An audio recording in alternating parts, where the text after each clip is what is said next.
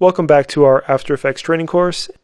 By the end of this course, you'll understand the basics of After Effects. You'll be able to start from scratch, create something, animate it, and export it.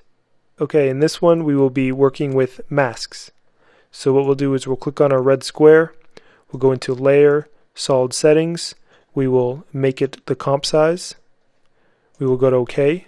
And the reason we are not seeing it is because we have the position set to a far area. So what we can do is turn off the keyframes. We can click reset, and then now it's back to its original position without any keyframes. Okay, the next thing we're going to do is, with our red square layer selected, we will go up to our pen tool and we will click until we've almost completed it, and then by clicking on the very first one we made, we will complete our shape or our mask layer. We can go now back to our original selection tool, and by clicking on any one of these little squares here, we can change the shape of it easily.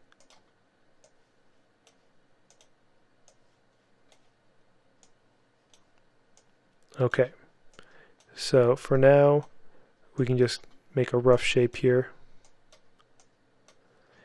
Okay, so let's go red square. We'll open it up. We'll go into our masks now, because we now have a mask that is only showing this much of our entire red layer that we created.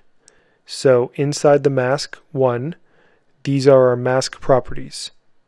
So we can feather the edge, which means if we click and drag here, you can see we can get some pretty cool shapes like that feather out into the white.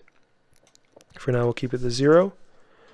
We can change the mask opacity from 100, just like our layer, down to 0, just like our mask layer.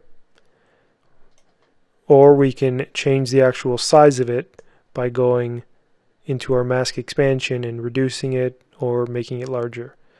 The problem though is when we make it larger, it increases or scales the size of each corner, and that's why they are beginning to be round the larger you go.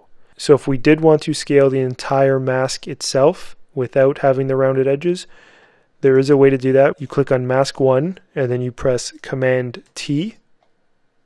So what you can do is click on the edge here, hold Shift, and then you can actually scale it, and it'll be even as you scale. If you don't hold Shift, it'll follow the mouse.